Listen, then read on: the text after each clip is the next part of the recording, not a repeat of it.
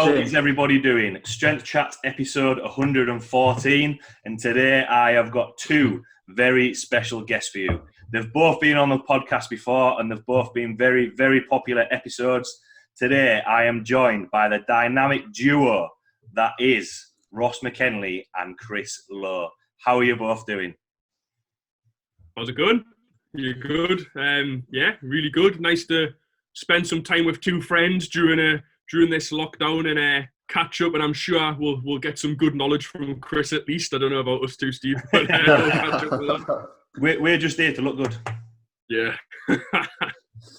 Chris, how are you getting on? Yeah, very good, thank you. Isolation life is, to be honest, like we were saying before the episode started, actually quite similar to before. I'm more of a stay-at-home kind of guy, so yeah, not a huge amount has changed. All my 90% of my work's done online, so yeah, still cracking on with everything. So we're pretty good. We're pretty set.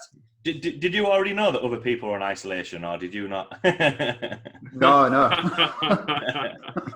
What do you mean this is happening? I didn't watch the news. I don't know what's going on. So for obviously both been on the podcast before, a few episodes since then. So do you both, for everyone listening or any new listeners who might not know your backgrounds or know what you do or what you're both about, do you both just want to give a little bit of a background to yourselves? Who's going first? I'll shoot. So I'm Ross Mackenley. I own a company or a brand, or however you want to look at it, a coaching service called Aesthetically Trained. I actually know Steve originally because back in the day we went to university together. Back when Leeds Beckett was Leeds Met. We've done sport and exercise science there. Back in the day. So yeah, I've been coaching people for. Like I said on a podcast recently, it depends if you're asking my tax man. I've been coaching people for probably between officially for 5 years, maybe 10 years.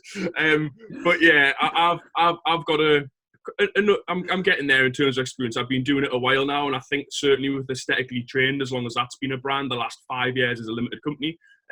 What I do and what some of your listeners may have heard is I've something called the 28-day challenge, which is very popular. And then actually what I really love doing is the 12-week transformation and the longer term coaching with lads, where I'm taking lads from being normal gym goers to getting them absolutely stacked, shredded, whatever it is in terms of their physique naturally, and really taking them to that next level in terms of coaching. So yeah, that's my gig, if you like. I'll pass you on to the clever one now and let him do so. Nice. Nice. Well, my name is Chris Lowe, and I guess I do three main things. I'm a performance nutritionist for Wasps Rugby, and I've been with them for the last year and a half now. So I do with everyone from the junior academy all the way to the senior academy up to the first 15. So basically responsible for what, when, and how much they eat, essentially. And then the second part really is my own brand as well, Chris Lowe Nutrition, where I work with athletes one-to-one online through my 3-month online coaching program.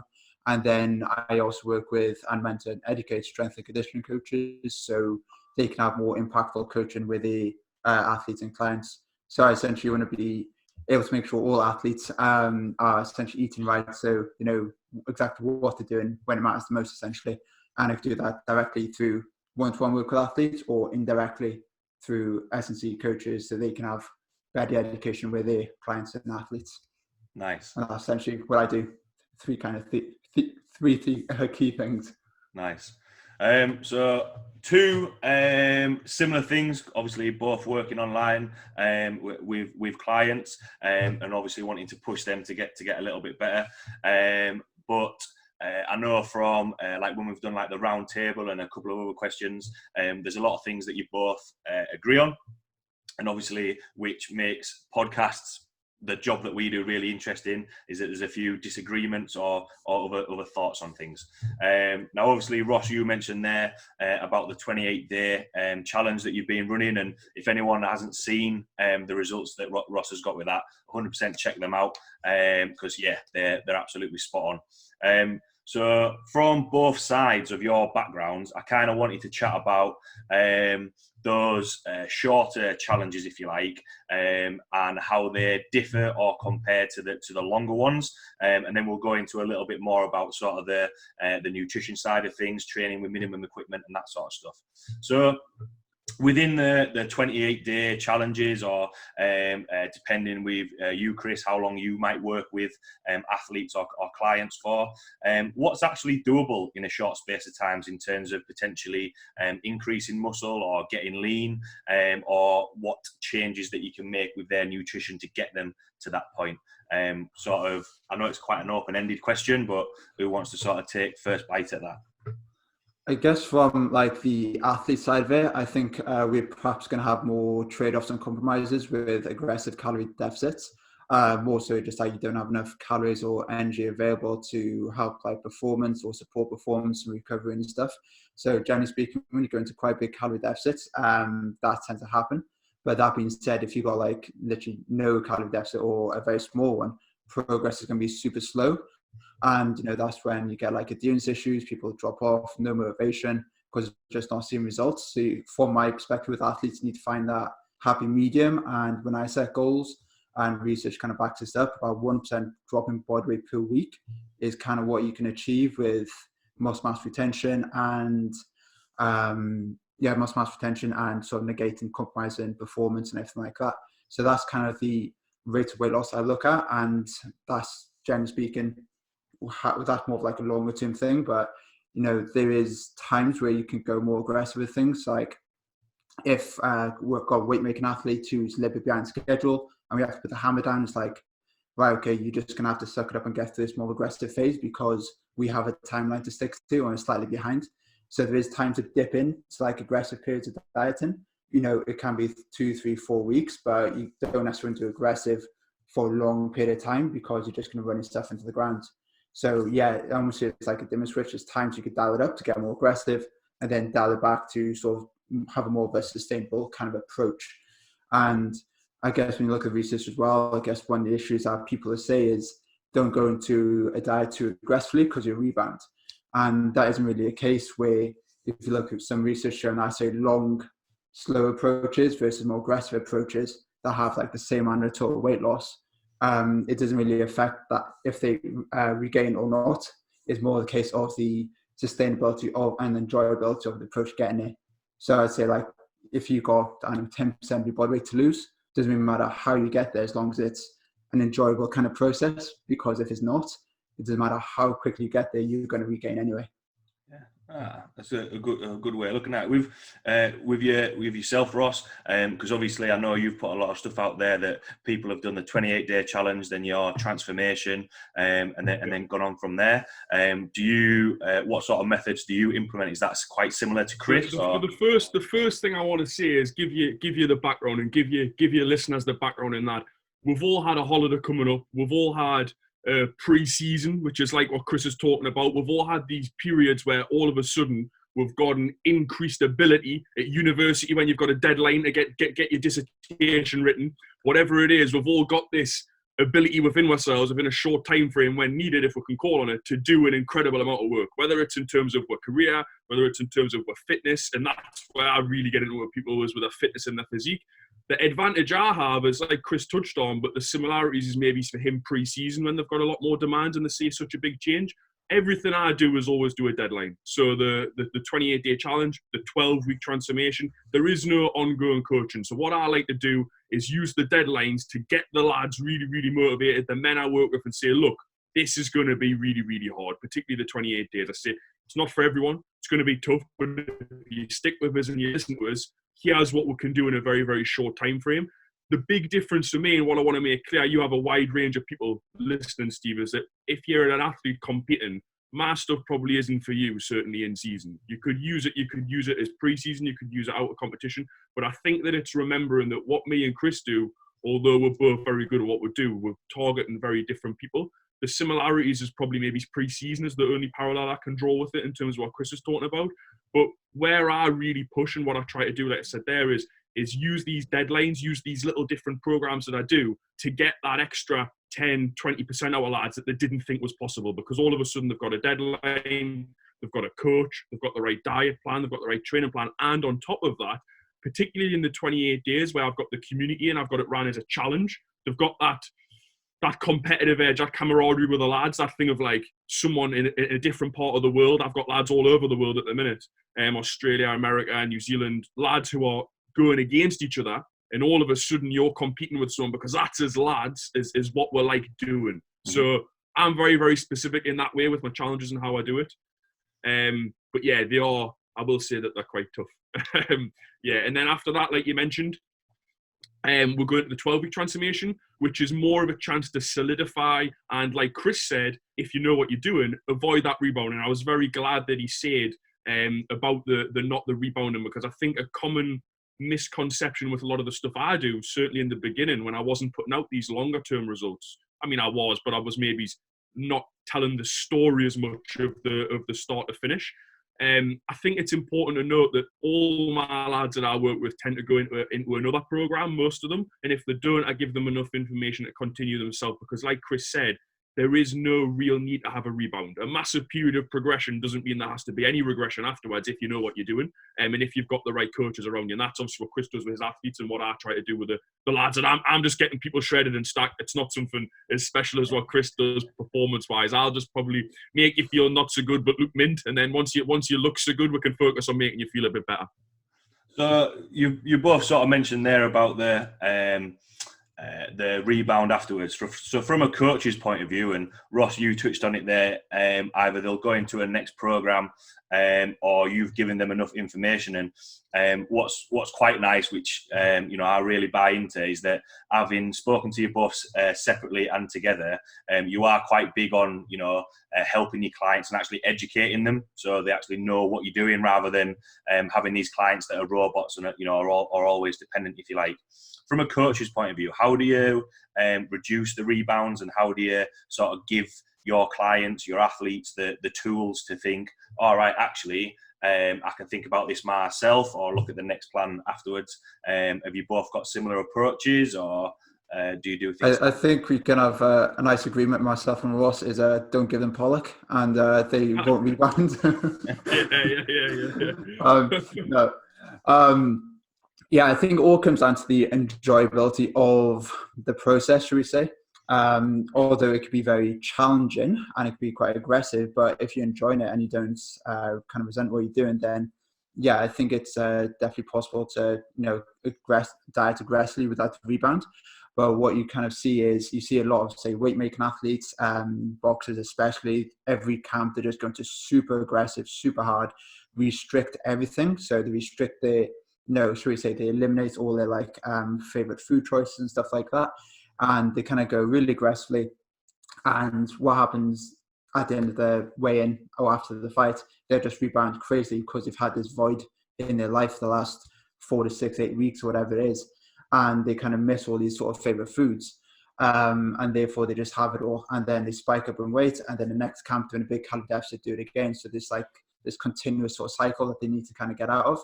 So, by all means, there's times where we want to sort of pull out certain sort of high fat, high sugar, hyper palatable foods, because it's not be very beneficial, especially when the calorie intake does go lower in terms of keeping them full and everything. But for the majority of it, they should try and incorporate these kind of foods in, should we say, in moderation of some sort. So again, they find the whole process sustainable, more enjoyable, and therefore they are less likely to rebound after. But that being said, there is times where you do have to sort of decrease that amount of, should we say, fun foods, just because when your calorie intake goes so low, you've only got so many calories to actually hit your micronutrient and fiber requirements and stuff like that, and you can't be doing that through Pop-Tarts, should we say, is a prime example. You do have to have some kind of vegetables and decent food in there to hit your intake.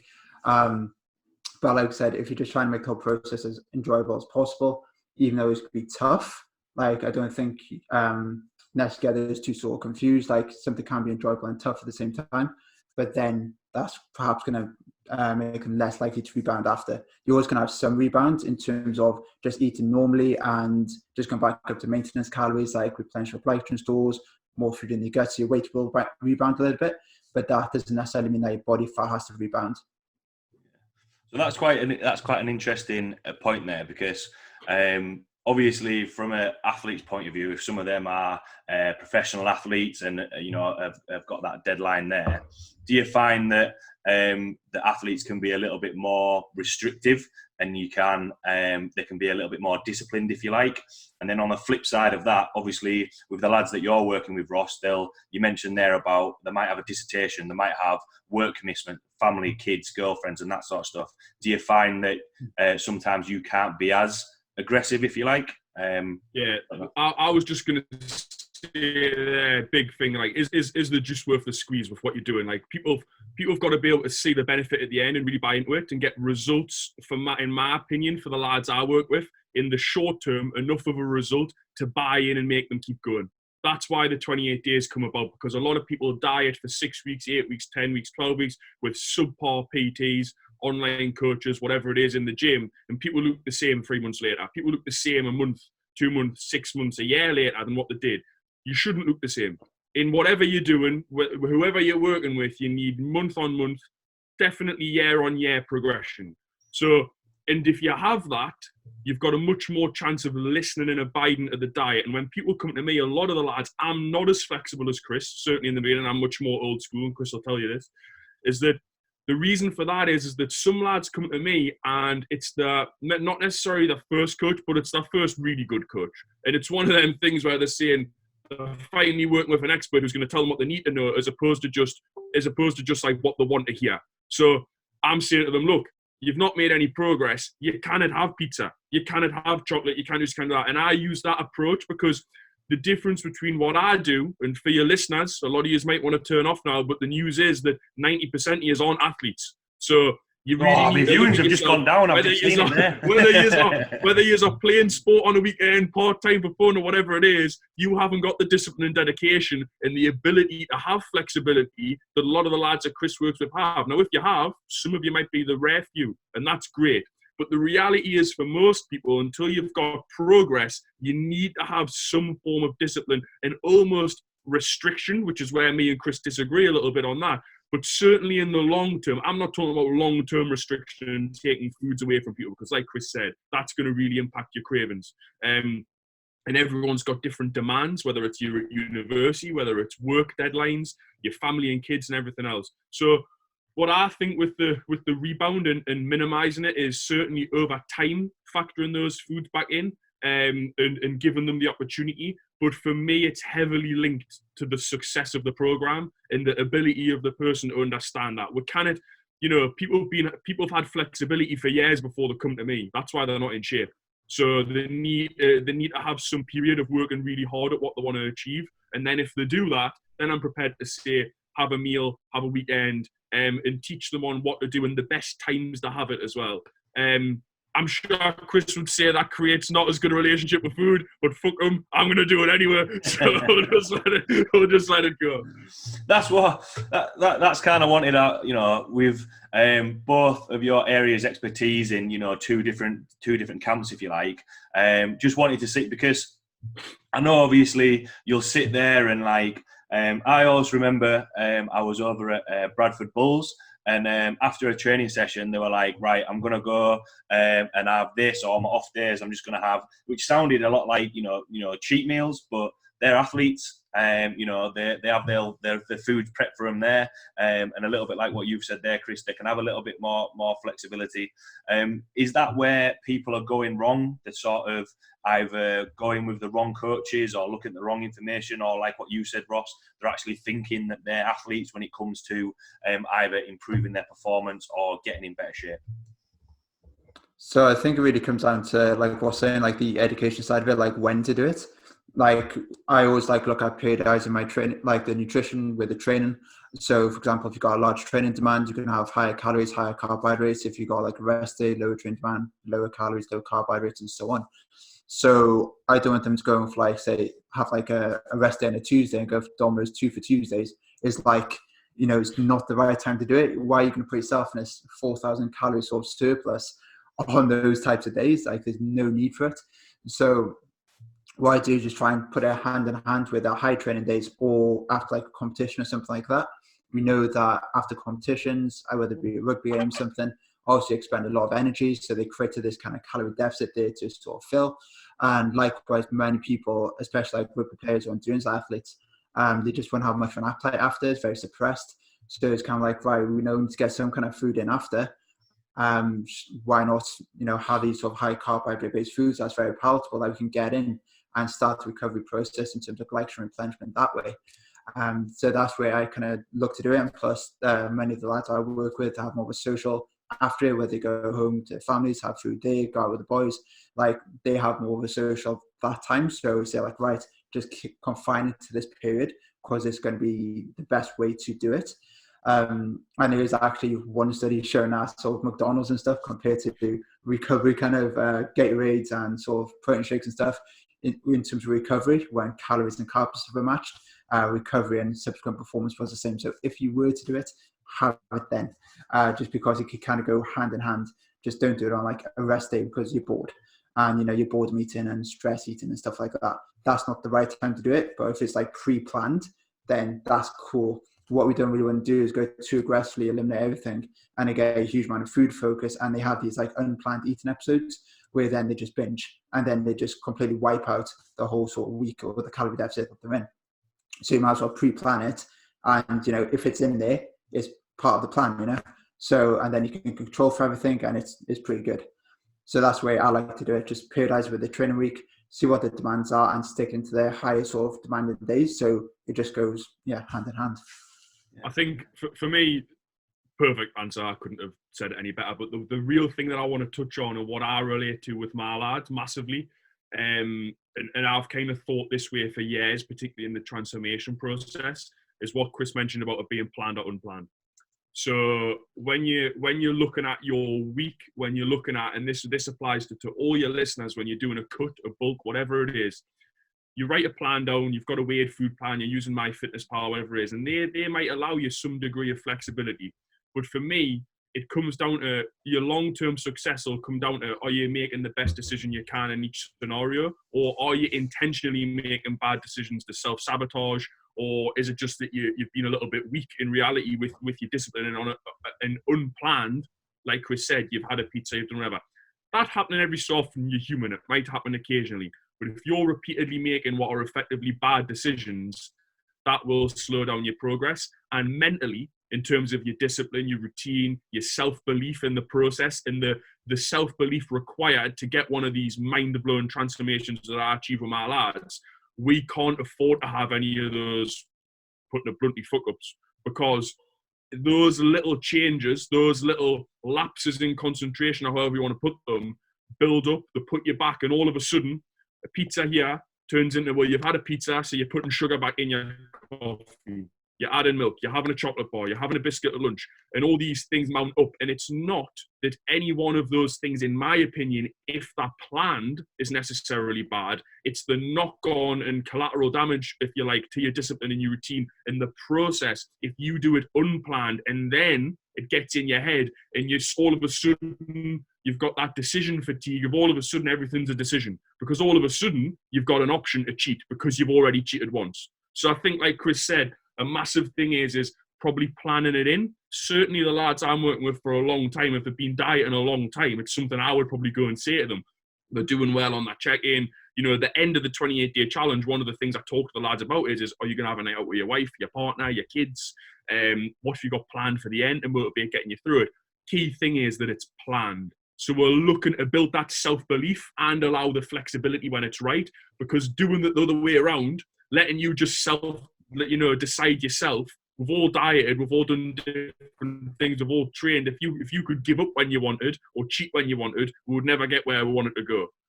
So yes, I think the planning of it for me and the discipline is a really big thing. So I'm glad Chris mentioned that.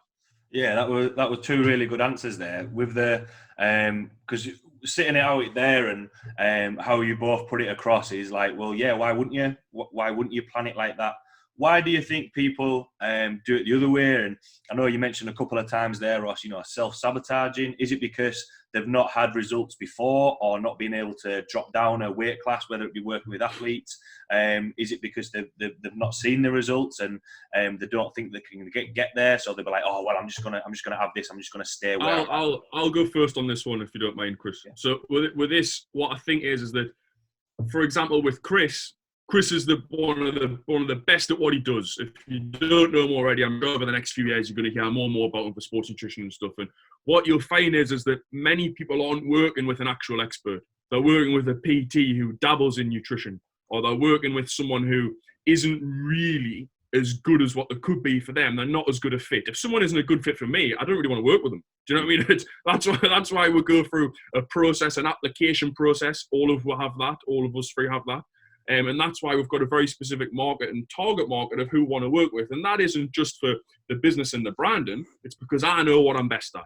And like I said before, mine is getting lads who are already training. They know what they're doing in the gym. They're not complete beginners. They've been training a while. They know what exercises are. But then I take them to that next level with the specificity of their diet, the routine, the structure, the nutrient timing, all the little things they're not doing and they need to know from an expert. I teach them both in the training and the diet.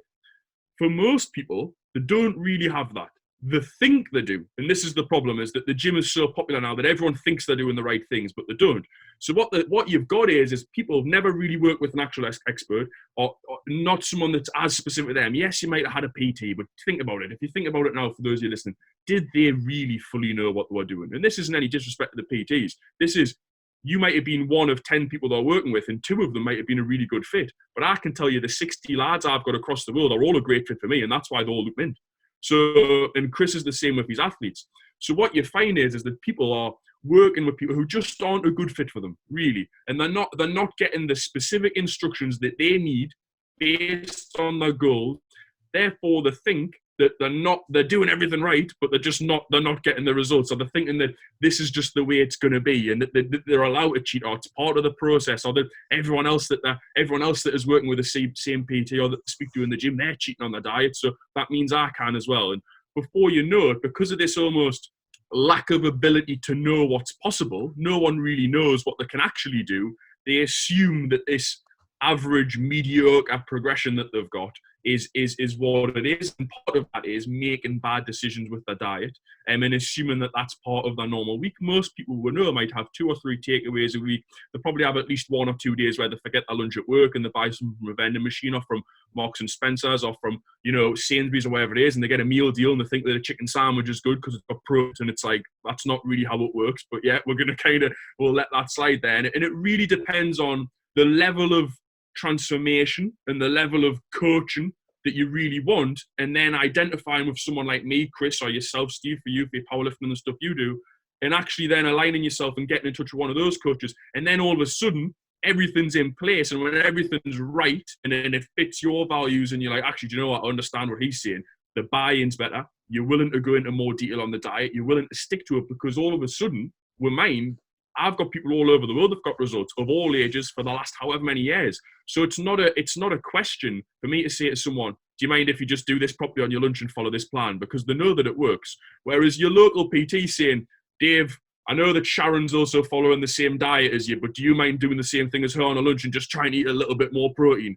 That isn't really coaching. That is just basic life stuff that I would do in my sleep. So that's the difference, and that's where someone like Chris probably wouldn't tell you himself. That's why I wanted to go first, is that's where we really, really differ, in that this elite level, if you like, the expert level, or certainly both trying to get there, of coaching, what we're specializing in, is we say, look, we're not trying to help everyone, but the people that we are trying to help want to be the very, very best at it, and those people will appreciate that and buy in, both obviously financially, physically, mentally, and everything, and then all of these things that we're talking about now will disappear. So for most of your people listening, I think it's probably really thinking about who you're working with and what you're following, and does it actually match what you want to do, and then looking at what you've done so far in terms of your results and what you need to do moving forward.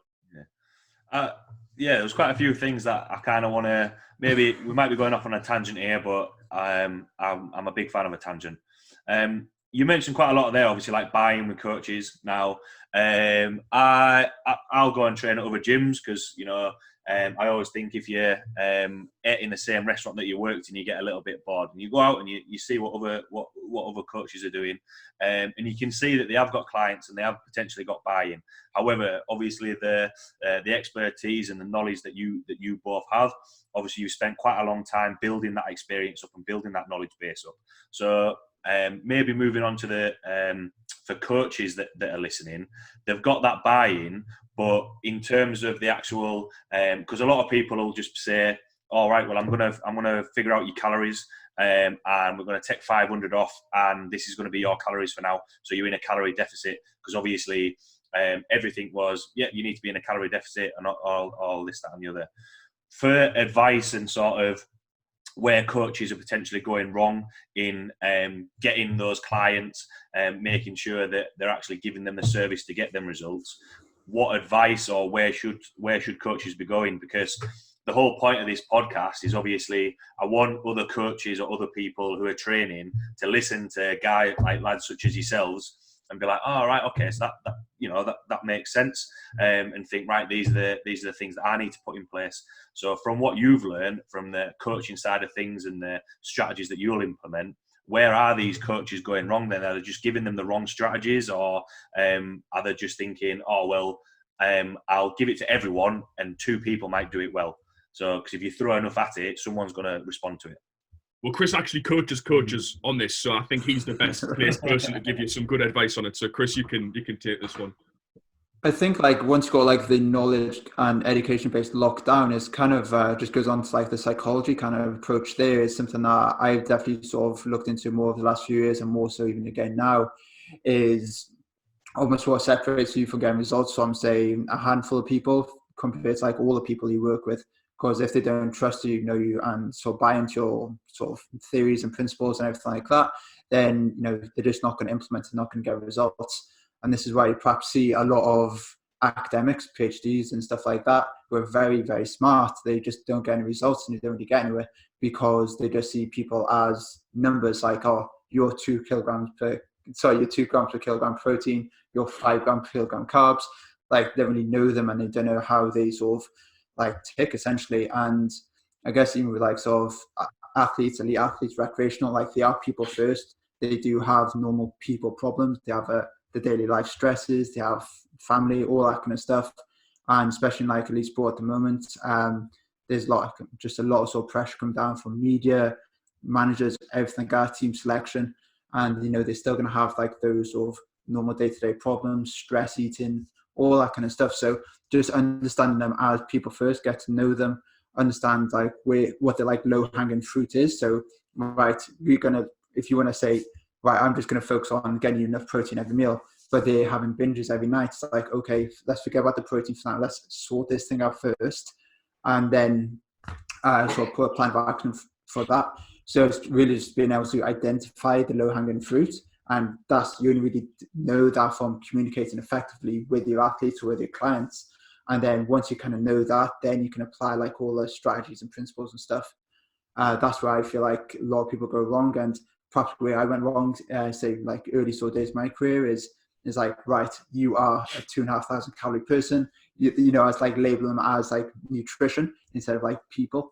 So I just, from my perspective, like when I started learning, get to know them as people first, then I could just apply everything far better, and therefore, you know, it fits in with their lifestyle a lot better, and it's just no sort of friction there. And that's especially for like buying in long term, so they trust you and if you keep on implementing.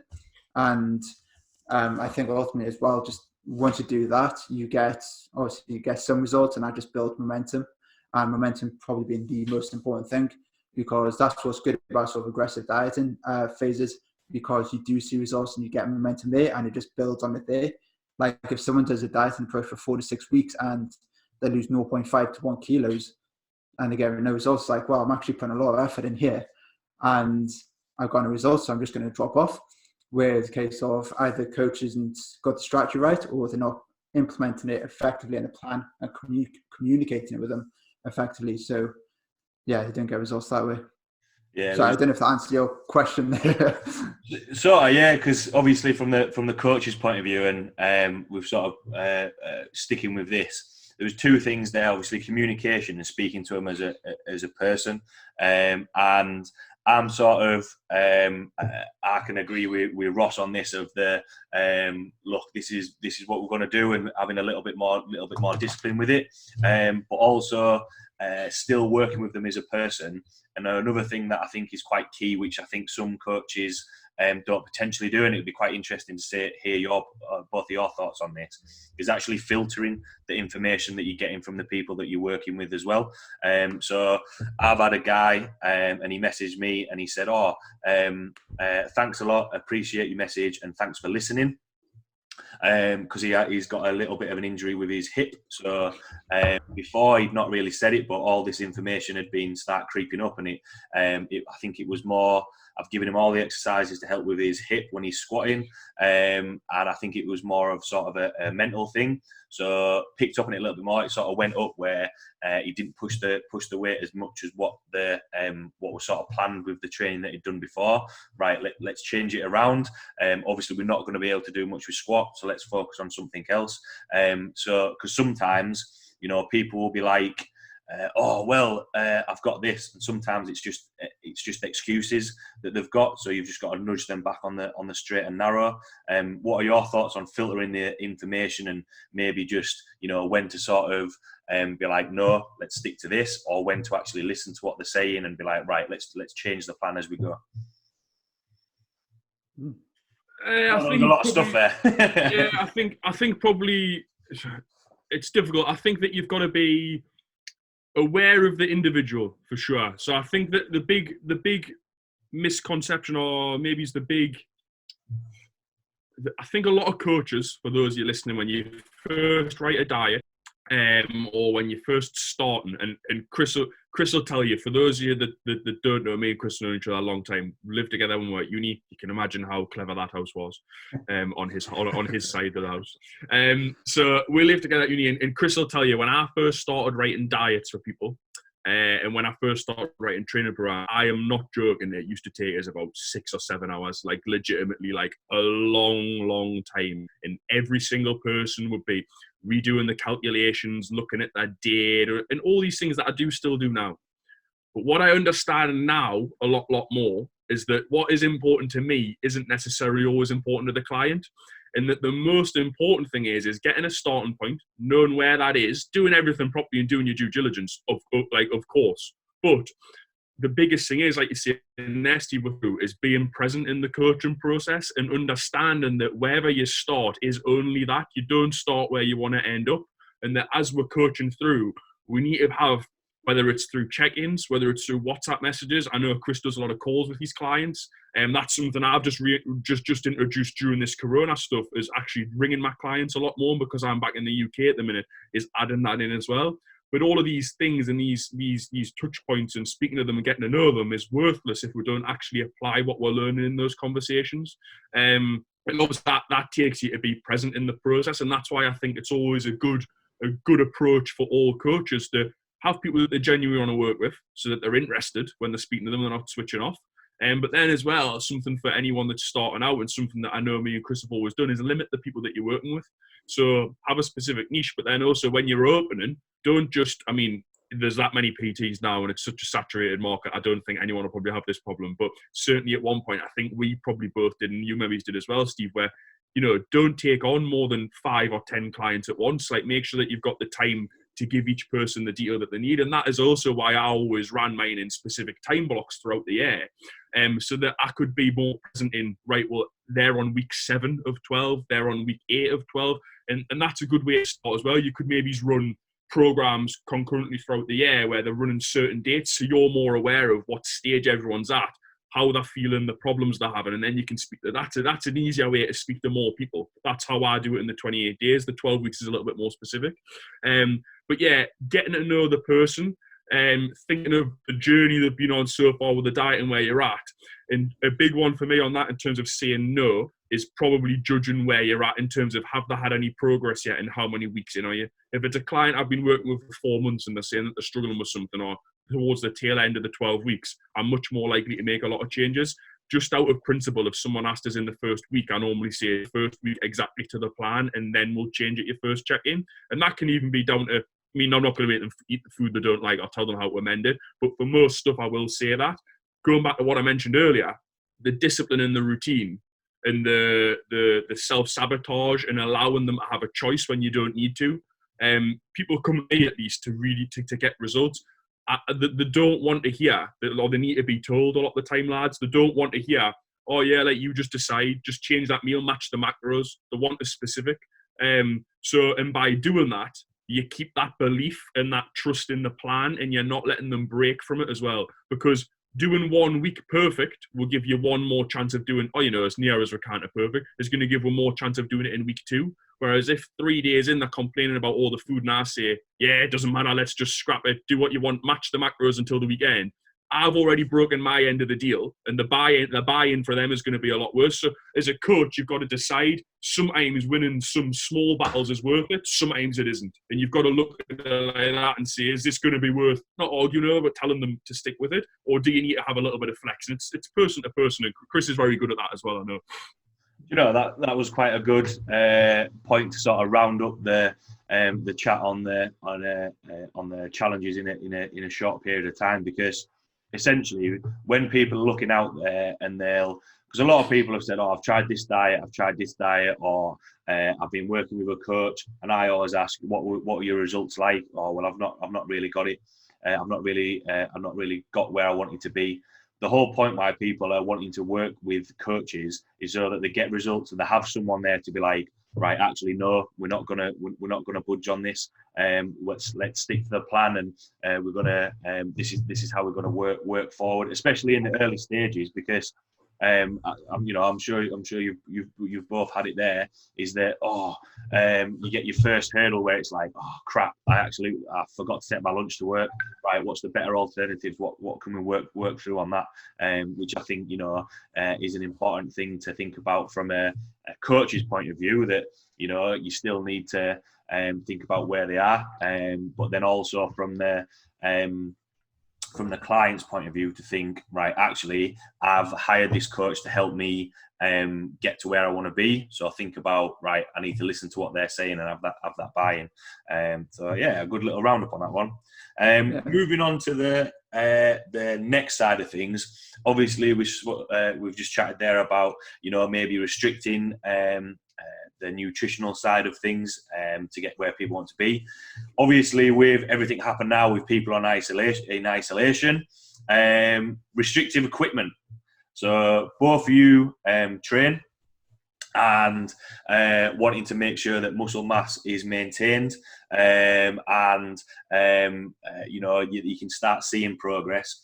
What sort of I got distracted there, and Ross was taking photographs. I was wondering, I'm going to tag you, don't worry. I wanted to make sure I got it in while I remembered. I know Chris is good at that. So obviously both training and maintaining muscle mass. What's the minimum that you need? Because a lot of people have put questions out there like, am I just going to lose everything that I've done before? And I know there's been quite a lot of content out there from loads of coaches, loads of PTs are putting out their home workouts.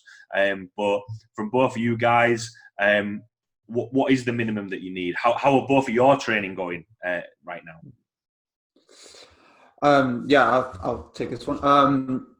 I guess to sort of backtrack a little bit in terms of when I've done the check-ins with a lot of my clients over the last 1 to 2 weeks, most of them won't have that much equipment at home. They're just doing home body weight stuff that their coaches are sent across.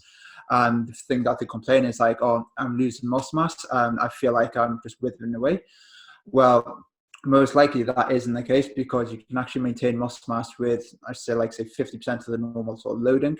And when you combine it with a high protein diet, it's the actual structure of the protein, the muscle will actually be there intact. So what they're kind of experiencing at the moment is that because they're just on a far reduced calorie intake and carb intake, there's less glycogen in the muscle, there's less water bound to that. So the contents of the muscle has kind of shrunk. So therefore the muscle kind of isn't as full and they feel like they've lost muscle as a result there. And if they've seen a scale weight drop, which quite a few of them have, if they're eating less food, there's less food in the guts, so therefore less weight there too. And I guess if they've been training hard and you've got a lot of muscle soreness and inflammation and water retention associated with that, they're going to lose that kind of weight there and that kind of pumped, swelled kind of feel as well. So I think in the first couple of weeks, like when people say like I've lost muscle, I don't really think that's that much of a case. If they're doing some form of loading and they're in a decent calorie, they have enough protein and they're not in a big calorie deficit. Like generally speaking, the best way to lose muscle mass is being injured, undereat, and don't eat protein. So big calorie deficit, not having protein every meal, and no form of loading. That's the best way to accelerate muscle loss. But if you're just not in a big calorie deficit, eating some form of protein and you're doing some form of loading, you should be maintaining muscle mass, okay? Like building muscle, I know Ross will go into this in loads more detail, but building muscle with home body workouts is going to be far more challenging, but to maintain, I think in the short term anyway, it'd be fine. Yeah. How have you found with training and what your clients have been asking you, Ross? I've got some strong views on this, so strap yourselves in. So it's I think that, listen, this period, I don't want to what's the word? I've said this on a lot of my videos this week because of the way my outlook is, and not almost apologising for it, which I shouldn't. But my view is that we can all come out of this at the other end one or two ways. We can be people that complain that it happened, and we can focus on the negatives and everything that happened to her. Or hopefully, as I always say, we can try to make it happen for her, and we can be people that men, women, whatever we're doing, coaches in all industries, don't get us wrong. Everyone's going to lose something, and there's going to be some negatives. It's not a great time, but for me, my clients and lads I'm working with, I want to try to focus on the positives and what we can do. So linking that into the gym, the one thing that I would say for everyone listening is that, and this is maybe something you probably wouldn't expect us to say, I'm not willing to sell my soul and say that home workouts are going to be great. Never do it. Never preached it before. Won't stop preaching it now. Does it mean that I'm still going to try to make the most of this time for me and all my clients? Of course I am. I'm still going to do the very best I can with what I've got available. I want to maximize the time. But we've also got to look at how we can do that. And it's not going to be done, unless you've got a fantastic home gym, by replicating what you do in the gym, because it's going to be nearly impossible. We're not going to be able to deadlift or squat or bench and get under a heavy bar and do all these things that we love. You even more so, Steve. I nearly dropped the C word there and I didn't. But you're strong. You're big and strong. So you know that the benefits of these things. So what I've done with my clients is, in terms of the mechanisms of hypertrophy, if we want to get a little bit scientific, we know that we've got mechanical tension, we've got sort of cellular swelling and metabolic stress, and then we've got muscle damage. This is kind of the last one, if you like. So those three things, what I typically preach the most, and what you've all heard of in terms of progressive overload, is normally through mechanical tension, which is basically the tension and stimulus you place on the muscle and the weight that you put on the bar. So when you're in the gym each week, when you're grown, and you put another 5 kilos on or 10 kilos on the bar, you're increasing the mechanical tension, provided that you do the exercise with the same the coaching cues, the same tempo and the same form. The mechanical tension theoretically would increase, which is a principle or a mechanism of hypertrophy, as well as progressive overload, which would make you grow. So for us at home now, you're thinking, well, we're fucked, because how are we going to keep adding weight? And you're right. So we are going to miss that in some respects. But there's two other mechanisms. And whilst they're not, Brad Schoenfeld done a review recently saying that maybe he's, talking about them all, and you can go and look at that if you're a nerd. And you can have a look at these things. And I think that what we've got to remember is mechanical tension and the application of it is relevant to the exercise. So it's not necessarily the weight on the bar. It can be, but it could be that you've got a very, very good connection with a dumbbell bench press. Could be that you've got, for your chest, you actually find that a single arm floor press, you're contracting even harder. So when I'm talking earlier about not selling my soul, I'm still talking about these principles, these mechanisms, these things that I know work. And your listeners and everyone watching, listening, whatever, they might not fully know that that's what they're doing in training, but these are the things that we know work for sure. And all of them, me, you and Chris training for different goals, will have some aspects of these things in my training. So what I'm trying to do with the lads that I'm working with is saying, look, we're not going to recreate the bench press at home, but how can we do a different exercise that's going to fatigue the muscle, so we're getting that cellular swelling? How can we get as much mechanical tension as we can with the equipment that we've got available? And then how can we do enough reps, use enough eccentrics, enough negatives, enough clever little techniques in coaching, which is my job, which I love doing, training's where I come to life. How can we do these little things that still tick that box for hypertrophy? Is it going to be as effective and is it going to be as easy to achieve? No, but that's where we come into play and really, really help our clients. So for all your listeners, something I would say is it's a great time to work on unilateral movements. So single arm rows, single arm pressing. There's loads of variations that you can do to make that a lot harder. You can get a band and add in band tension, and you can look at the strength curve of an exercise and think of how you can overload it at the top. You're probably going to need to do a little bit more volume to get some more muscle soreness. But you've also got the advantage of, in terms of DOMs and causing muscle damage, that a lot of the exercises that you're doing, certainly for the next few weeks, there's going to be a big sense of novelty. So you're going to get more muscle damage because of that, because that is a factor in DOMs, if you like. The only thing that we need to be aware of, and I'll finish on this because I could talk about this all day, Steve. It's a great question. I love it. I love training. But the one thing I want to say is that the principles, the things that I teach, and the reason that I've got 60, 70 clients all over the world. I had the first week that this happened, I had no one leave. I had one person leave the other day and I was disappointed. But I haven't had any clients leave. And gyms are shut. The reason is that people believe in the principles that I'm teaching. It's not necessarily that they're going to the gym. And every PT is going to have people come and go and whatever. But now's the time to get stronger on what you're teaching, not try to change. Because you're never going to be better at home workouts at someone that's been doing it for years. But what we can do is take what I know and what I do and put it in a situation where my clients can still understand we're going down the same route, but we're using slightly different methods and a different path. I'm still using progressive overload. They're still writing all the workouts down. Although I split, I'm not suddenly become Joe Wicks and telling them to do full body. So I'm still taking the same principles. I'm just maximizing what I can do. And I think a great way for all of you listening, and if you're not, is get really good at unilateral movements. A ref for elevated Bulgarian split squat, single arm floor press, dead stop rows, all of these things. A band, I think a light band, a heavy band, a light dumbbell or a light object, and a heavy dumbbell or a heavy object would be great. If any of you are unsure of what you can be doing, make sure that you follow us on Instagram if you don't already. Because I've been shown at Aesthetically Trained some of the things that I've been using around the house. And what I've done, as much as a lot of gyms have very kindly offered as kit, I've actually turned it down because what I wanted to do was do the same stuff as my clients and show them that it's possible. And I've done loads of great ideas of what you can use. So filling up milk cartons is a great idea to get yourself 2 6-kilo dumbbells. They've even got handles on them. It's almost like someone knew this was going to happen. So you can. There's a great idea for that for starters. But yeah, that's my thoughts on it. I'll stop there because we could run well over. No, I think that was a really good chat. And one thing that you said there is maximising what you've got. And yeah, for everyone who's coming in, obviously I train quite a lot of powerlifters. A couple of people are quite lucky that they've got garage gyms and that sort of stuff, which is a luxury right now. But a lot of people don't have that type of equipment. And I've done it myself. And I'm glad you mentioned there that you're trying to be in the same boat as your client as well, Ross. I don't have that much equipment.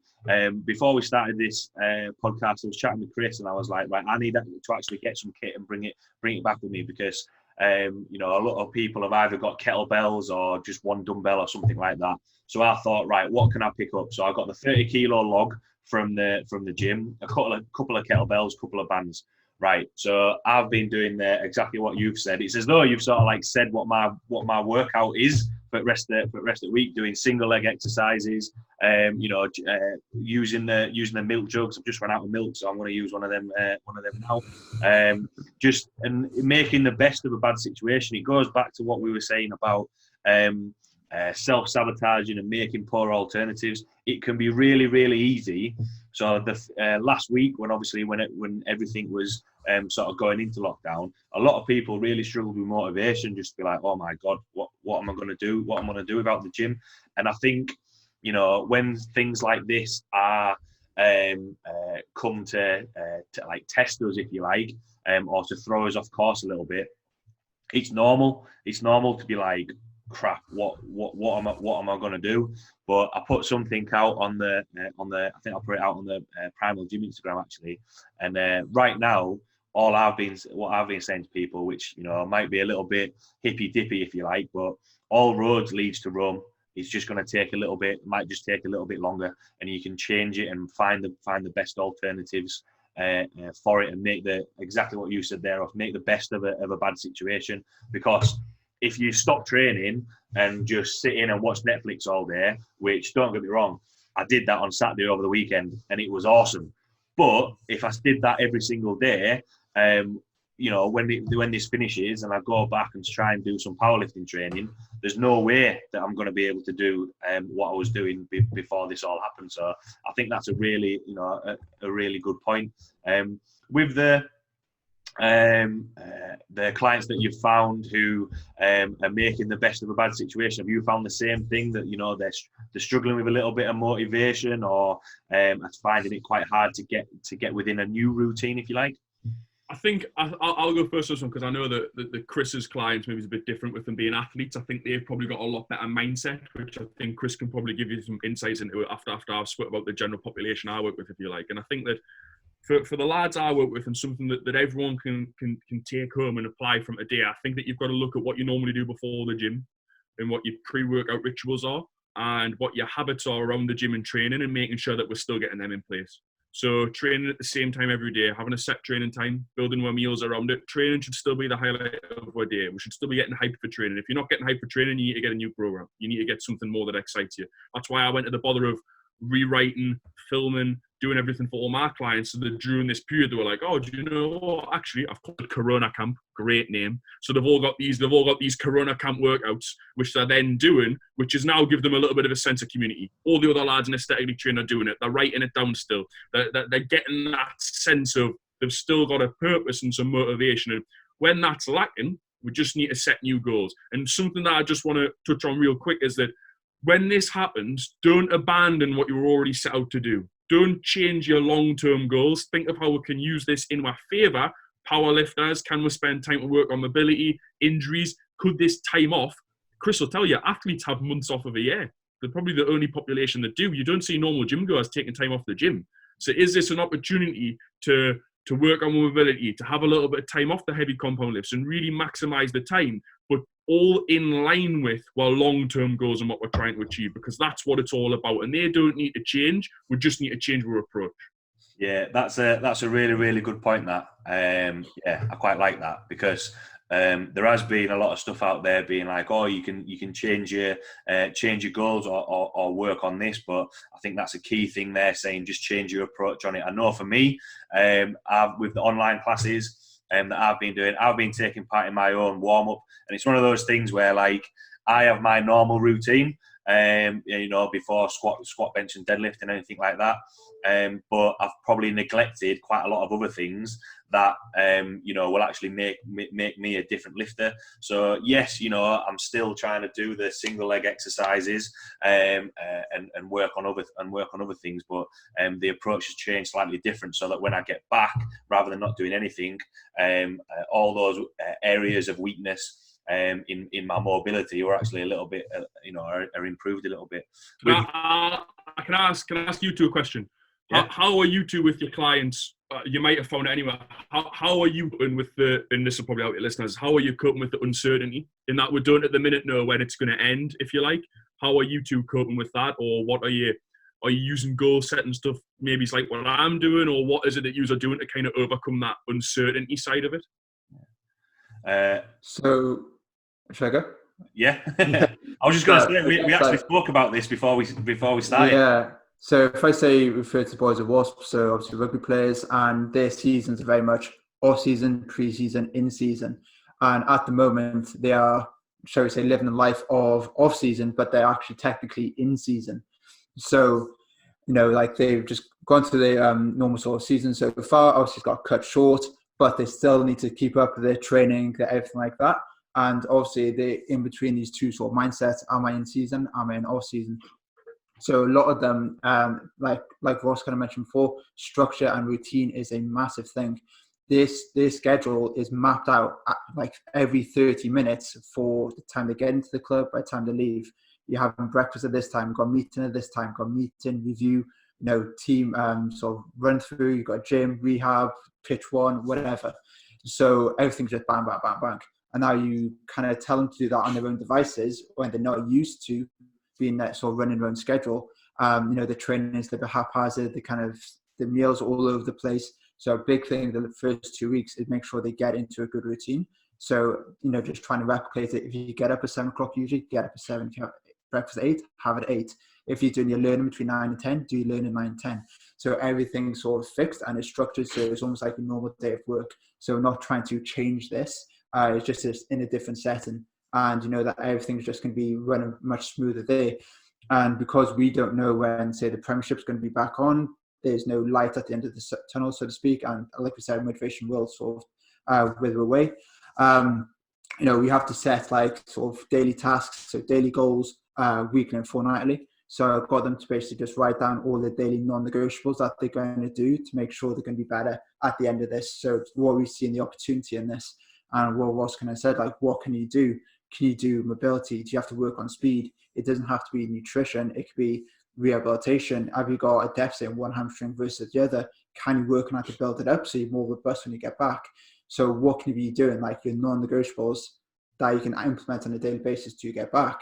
Like a lot of them would be, right, if you want to drop body fat, this is actually quite a nice opportunity to do it. You don't have to have these high carbohydrate, high calorie days to fuel for like performance, carb loading, game days, everything like that. So, we can actually do like a 7-day fat loss phase now, and you don't have to worry about any performance-based sessions. So what kind of opportunity can we see in this to be better when we get back? And they've all sort of got onto this pretty well. Granted, when you're sort of 2 weeks into this release, what would be like in another sort of 6 is another question. But I'm just trying to make sure that they're crystal clear in their plan of action. They have full clarity what they're doing on a daily basis, when they're doing it. So it's just like a checklist as they go through. Because if they don't have that, they'll almost just like justify themselves. Like, I've got so long to do this, I'll just catch it up on the back end. It's that whole thing, like, if you've got like 6 hours to do a 30-minute task, it will take you 6 hours to do. But if you have 30 minutes to do a 30-minute task, you're doing it in 30 minutes. So we need some form of urgency on a daily basis to make sure we keep on track with things. And once they have clarity with their goals, that I've allowed them to identify themselves, like, right, Chris, I'm going to work on this. This is my plan of action. What do you think? So I give them the ownership to sort of plan the days and plan their goals. And I come in then like, right, this is great, but let's do this. Let's focus on that, and then just tweak it. So I'm using it like I'm giving them ownership, so they have a bit more buy into it, and then I just tweak it, and then off they go there. That's the way I'm kind of working it at the moment. Because if I'm saying you have to do this, this, this, and this, when there isn't a huge urgency there, then it's probably just going to be a little bit of conflict of interest. So I give them the ownership, let them run with it, and then I'm just sort of dialing it in to make sure they are moving in the right direction. That's where I'm kind of approaching it. Yeah, I think big thing there is just keeping a normal routine. I know we were chatting before. I had a couple of people who were going to compete at the start of May. So we're not going to do, because for the people that are can still lift and have got gyms in the garage, I don't really want them working up to a 1 rep max if there's no one there spotting them. Just it'll be like a Final Fantasy thing. I think I don't want anything to go wrong on there. But we might work up to a heavy double or a heavy triple and stick with the plan, because that was the original goal. We might not do it all on one day, but right, this week we're gonna work towards that. For those people, I've had a couple of people who Kit was coming to an end of a strength block, so we're going to go, right, let's add some different movements in. Let's treat it as a little bit of a deload, and work on some other things that might be beneficial later down the line. And then for other people who maybe are a little bit sort of lost, so for one guy, I've been getting up at the same time that he'd get up to go to work. He just works 9 to 5, and just being like, right, are you up? Have you had your breakfast? Just stick with as normal routine as you can. Still train at the same time. And a lot of people have been like, I think I put it out yesterday. A lot of people are missing sort of like the walk to work and just sort of the daily exercise that they might not take into account. So right, go for a 10-minute walk on a morning as if you're going to go to work, and just keep control of as much as they can, because obviously it is a little bit of an uncertainty of how long it'll last and that sort of stuff. So yeah, in agreement with Chris, sort of the biggest thing is the routine side of things. And for people that can keep working and have those garage gyms, it's maybe a little bit easier because we can still set to that goal. But yeah, for other people that have only got the dumbbells and other stuff, it's just keeping that normal routine and having those little challenges of like, right, so I've set people, a couple of people have got rings or pull-up bars, right, so your testing isn't going to be bench press, your testing is going to be, right, let's try and work on getting stronger at pull-ups, let's try and get stronger at push-ups and try and get some more reps on that. So little challenges so that they can see that, you know, progress is happening. It's just not more weight on the bar, if that makes sense. Yeah, as long as they've got clarity and like a blueprint to follow to achieve that, they're gonna have better buy-in. Like if there's no, like, you know, if they don't know what the outcome is, they don't know what they're training for, then it's like, you know, they're just gonna drop off and not have like compliance and adherence to what you're trying to get them to do. So I think them just having like complete like understanding of what's needed, like the plan of action, like do this, do this, do this, and that is the outcome that we're looking for. Then I think that is ultimately the most important thing from my perspective to get that result. If they don't have that outcome, then that road to it is whatever. Like, you know, there's no sort of clear direction there. And just going on to we mentioned about this on the nutrition side of things, enjoying it. I still want people, I think you mentioned it a little bit as well, Ross, like if people are enjoying their workouts. So yes, I've still been asking people, you know, how's food going, your workouts, and keeping on top of that. But also like just having a little bit of fun with them. So I set one challenge out, a really good to improve your movement. It works quite a lot of things. Do a Turkish get up with the weirdest thing that you can. One guy did a Turkish get up with his cat. Like just something a little bit different. Yes, it still ticks a box that you know, I still want them moving. I don't want them you know, getting losing that mobility, but also it's something a little bit different. One woman, I was like, right, what are you missing? And she was like, well, I'm missing going out for a walk. Right, are you going out for walks? No. So I set 3 challenges.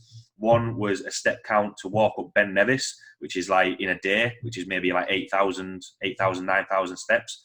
Climb Kilimanjaro in a week, which is like 30,000 steps, and then climb Mount Everest in 2 weeks, which is about, I think it's about 50,000 steps. So at least then she's got something. The training side of things is fine. She can train a couple of times a week, but apart from that, she isn't doing anything. So my thing is just, you know, for a mental state, just to keep her moving, which I quite liked. And then at the end, let's see how many people I can get to climb Mount Everest. So quite. There was just silence then. Obviously, quite a lot of things chatted about there. For everything that we have chatted about, and let's see who wants to go first on this. What would be your take-home points or words of wisdom for everyone listening from what we chatted about today? Silence. Chris wants time to think of the perfect answer, man. That's cheating, man. No, I think you going? Are we going? Or both going to go? You can. I tell you what. I'll go, Chris. I'll let you think. But I haven't spoken about 30 seconds. I was having a fit. So I think for me, or for all of my clients, the big thing is try to have a positive mindset as best we can. If you haven't set goals already, set some goals.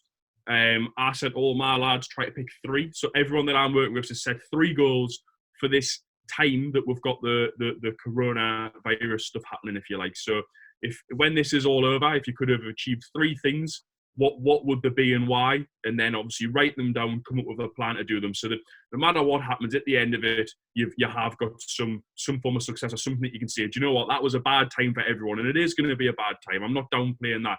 But if we can have some positives come from it, what would you want them to be in your wildest dreams? Write them down and let's try and make them happen. And mine were, to give you listeners, doing well to read this, your listeners would be, mine was to start a podcast, which I'm in the process of doing. So I've spoken to Chris about his stuff. Steve, you'll no doubt get another message about us asking again about what mic to use and stuff. So that was my first one, because I've been meaning to do it for a long time.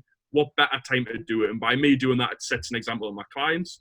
My second one was further build the community inside Aesthetically Trained.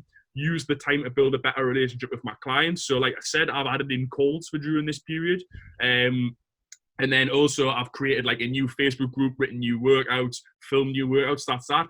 And then the last one from a selfish point of view, and I've got a little challenge for everyone listening that you can try, a selfish point of view was do more cardio and get shredded during the periods. I kind of said that I want to get down to about 87 kilos. Obviously, we don't know how long it's going to be. And then to do that, obviously, each week I've been writing down what I'm doing towards those 3 goals.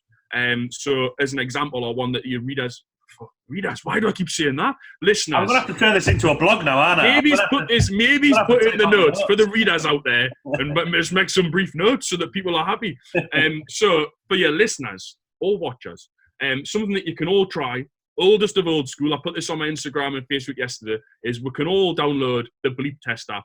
Get outside, 20 metres, see what you do on the bleep test. All of my lads inside my world, if you like, are going to do it this next couple of weeks. And we're going to have a competition for the overall highest score. We're going to do it for the most improved. And that's just on top of that normal training, but it's breaking up that mundane, that monotony of the standard training, doing something completely different and throwing it back to when we're all at school listening to those bleeps. And that as well, looking at it in the bigger picture, for me, that covers 2 of my 3 goals because it's building the community and it's getting us shredded. So it's adding them in. So for all of you, the real take-home thing is make sure that you're setting those goals.